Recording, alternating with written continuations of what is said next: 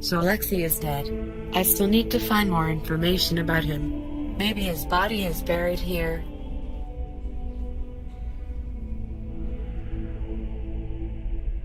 Achoo!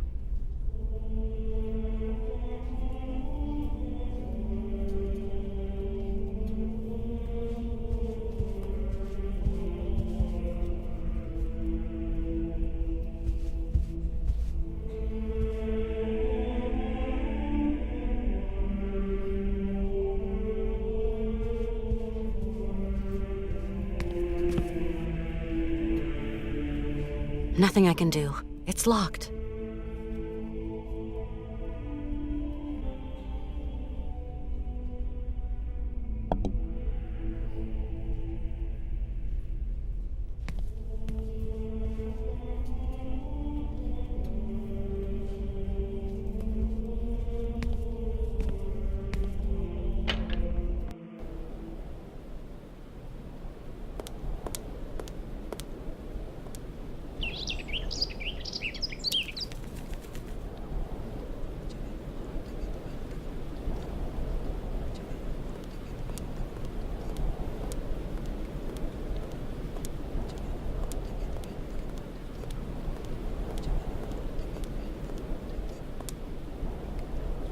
There is a graveyard over there.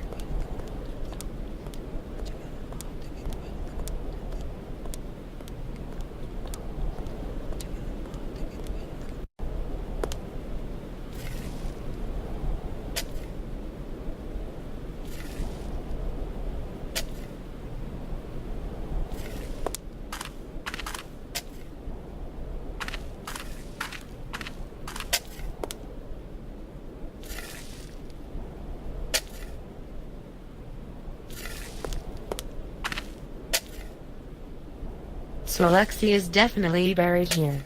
I don't think they will allow me to disinter his body. There might be other clues around his grave. What on earth is that?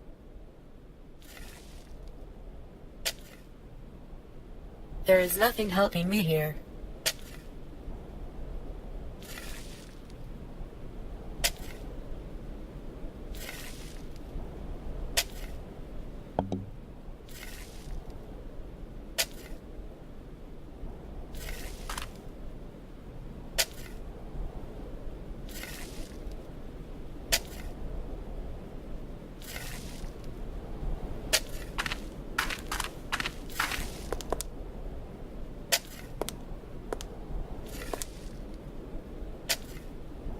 Whiling away those celibate hours. This casket gives me the creeps.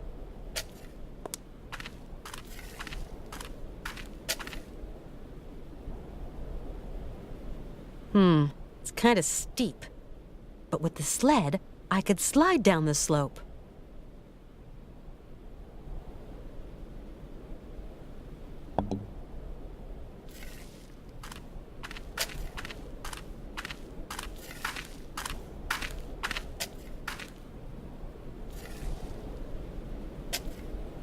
My best clue is in this letter.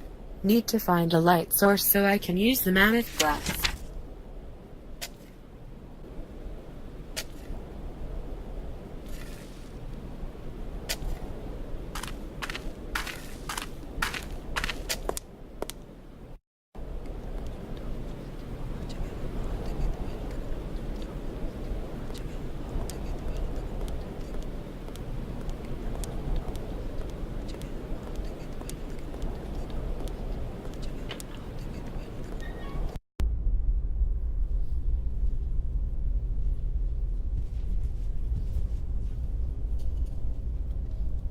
This looks like the library.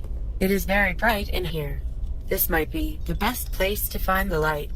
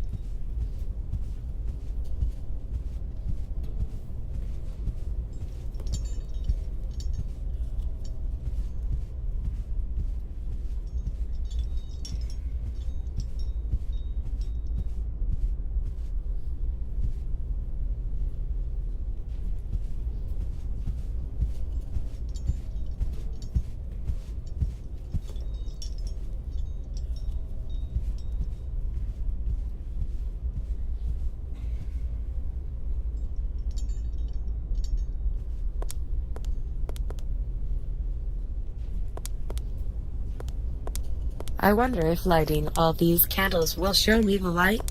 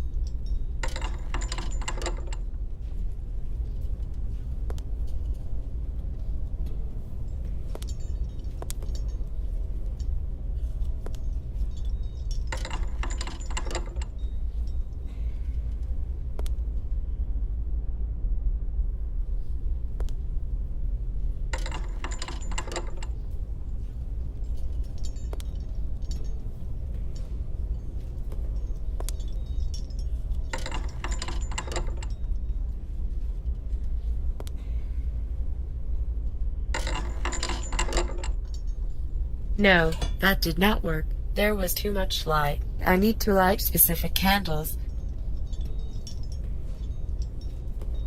Unfortunately, I am still in the dark and don't know which candles to light. Need to find more clues.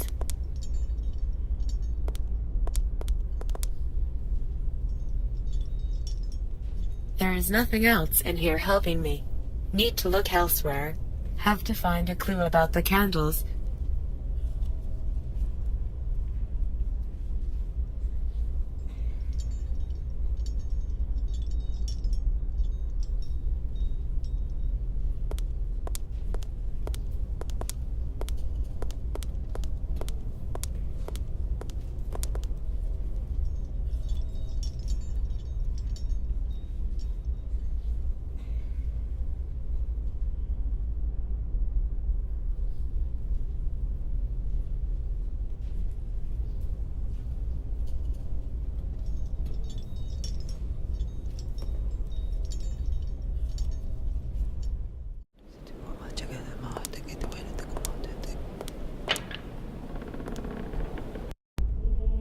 Let me look in here again. This place is full of candles.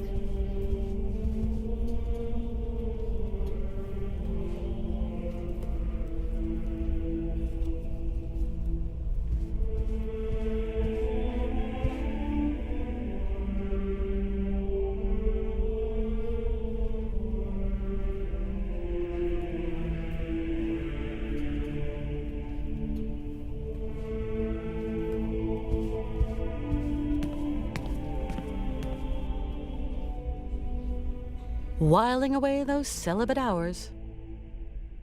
This is really amazing work all the same.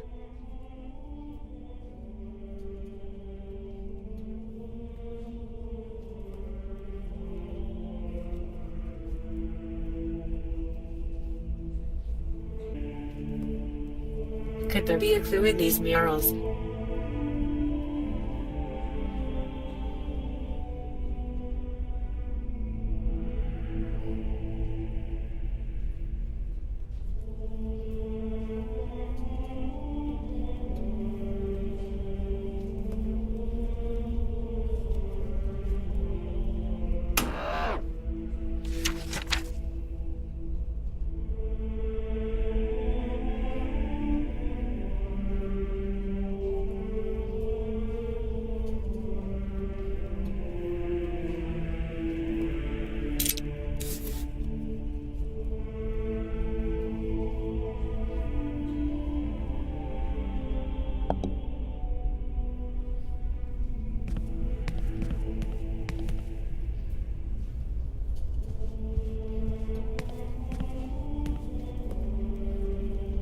This part looks like it has been altered, like it has been redone.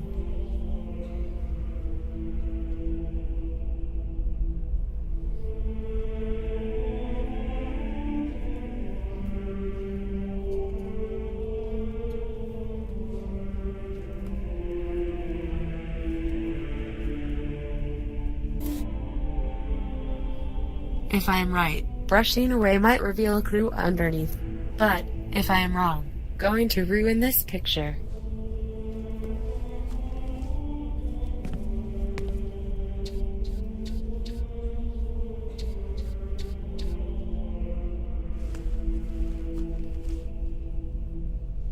Okay, this is extremely helpful. This is the clue I need. This tells me what candles to light.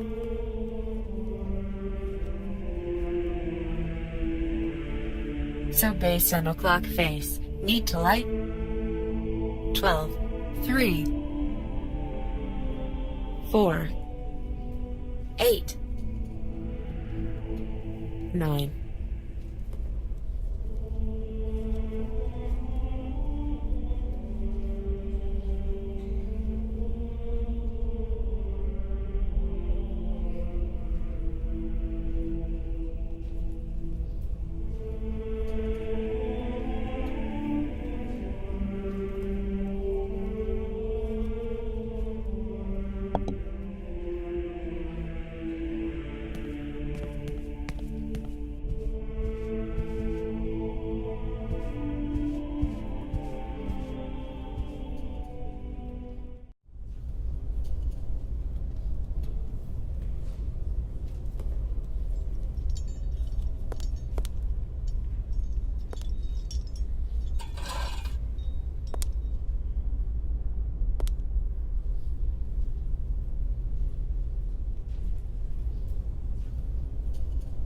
Using the top of the cross as a reference, 12 is this candle.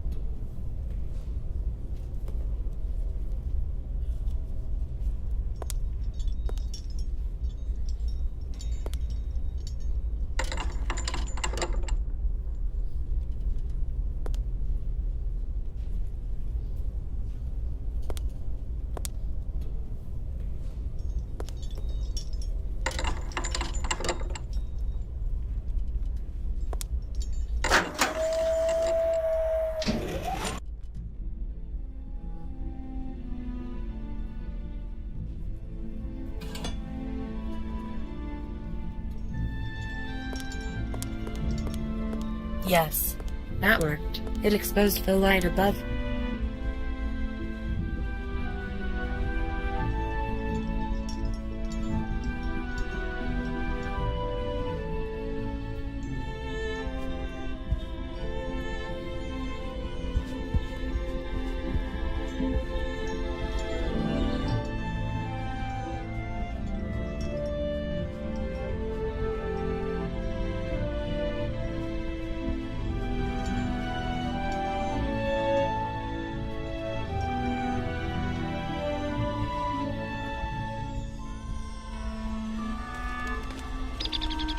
Conveniently, this window is the same shape and size as the mammoth glass.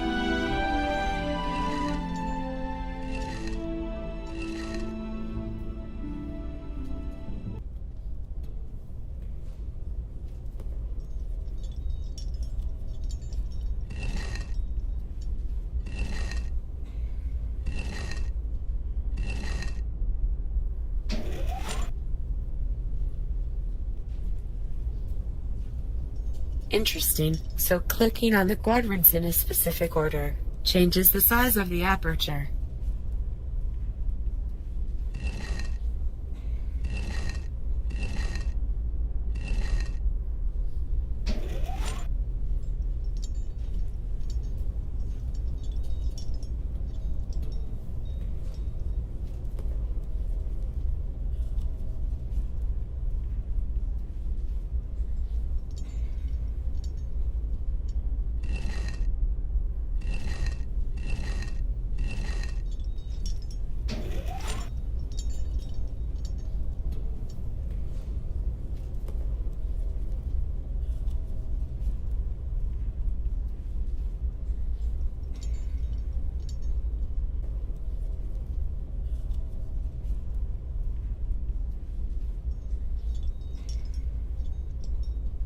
So now, I just need to shine the light directly through the eye by resizing the aperture. So when the light does shine through the eye, it is going to point to a specific point in this room, across the other side.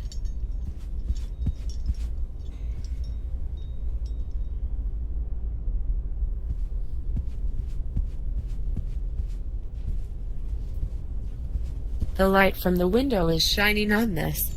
So when I use the glass, the light will shine on a specific part on this.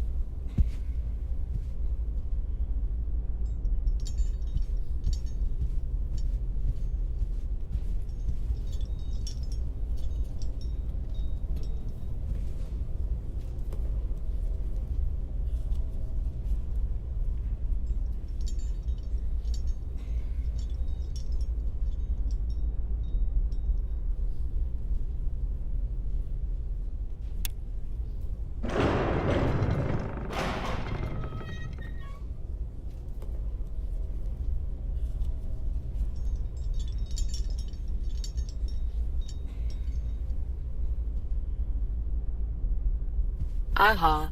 Yes, a secret room.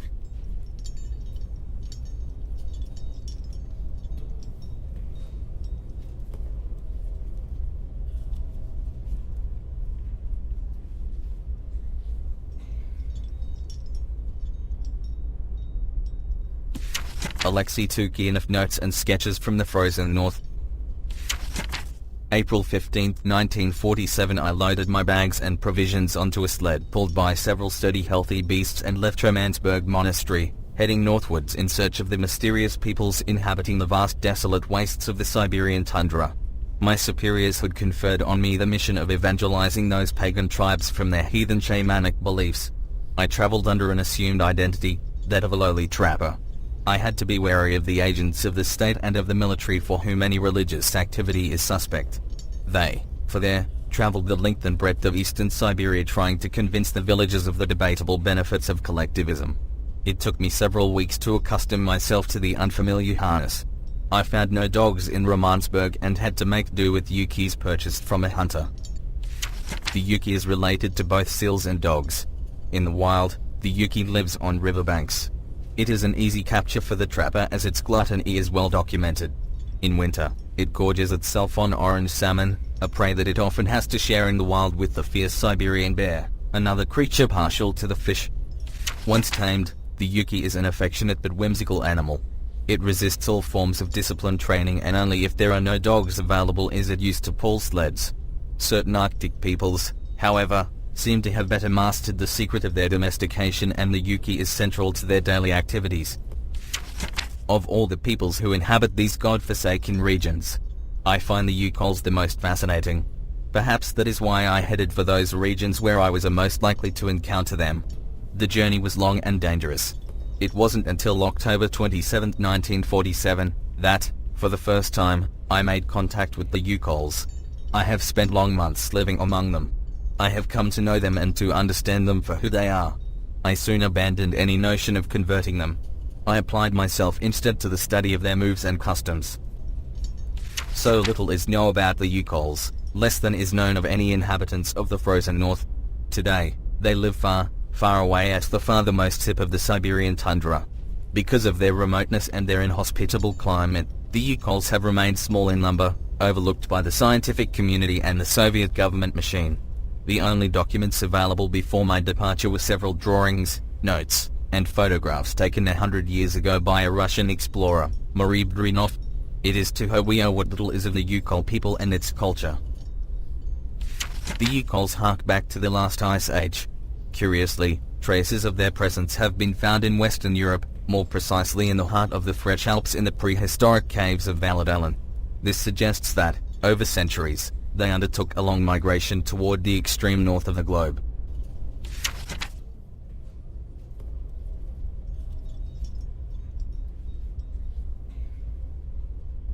Lemmings congregate on the open plains of Siberia. They feed on grains and small fruit that they store in their holes to face the scarcity of the winter months ahead. Lemmings dig deep tunnels in the ice to escape their predators. The hunters they most fear are halfangs who seem to find lemmings something of a delicacy. On several occasions during my journey, I encountered traces of Yukol society far to the west of the areas we know today. Along forest trails, I discovered small piles of carefully piled stones, altars on which Yukol hunters made ritual offerings to one of their pagan gods. We now know the reason for the Yukol's long migration. Their domestic economy was, it seems, directly linked to the mammoth. They used the mammoth for both transport and as beasts of burden, for meat, skin, fat, and ivory. It is beyond doubt that we are dealing with a genuine case of symbiosis between man and animal. Mammoths were forced north by changing climatic conditions and Yukols followed. Some prehistoric cave drawings identified as being of Yukol origin have led the scientific community to conjecture that at one time the Yukols realized the incredible achievements of domesticating mammoths. They are, to our knowledge, the only prehistoric people to have represented a man astride a mammoth. Yukol life was thus intimately linked to that of their pachyderms. Taihi used their hides for clothing and to build roofs, wall, and houses. They used their tusks to construct the frameworks of their dwellings and for weapons, tools, and jewelry.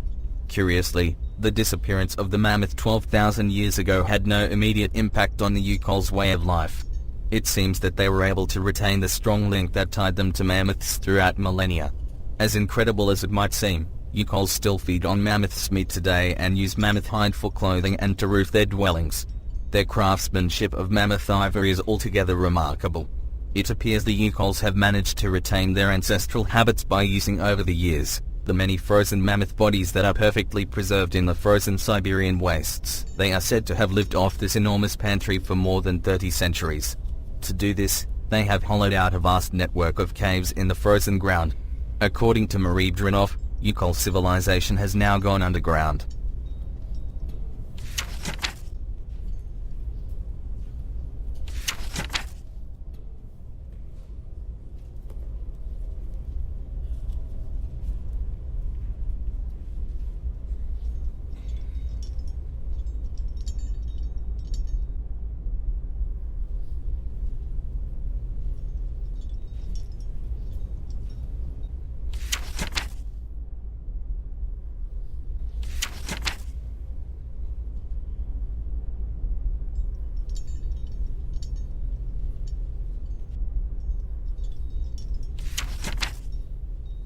Okay, this part looks familiar. I remember reading this before.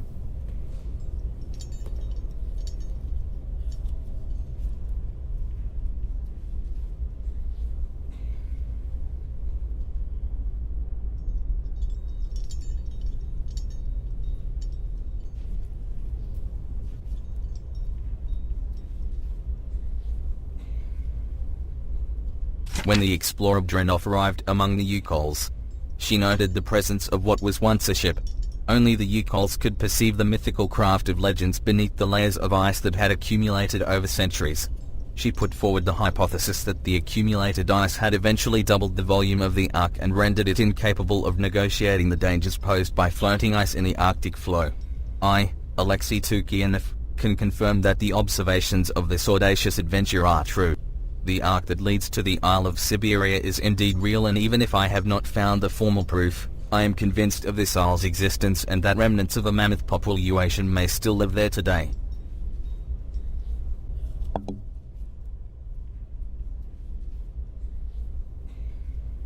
That was incredibly insightful and informative. Helped me immensely.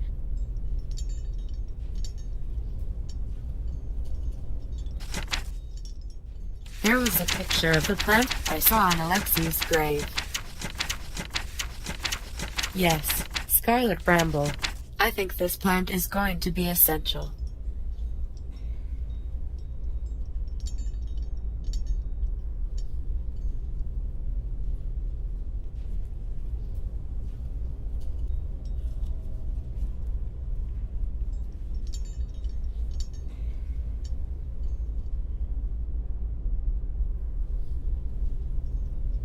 You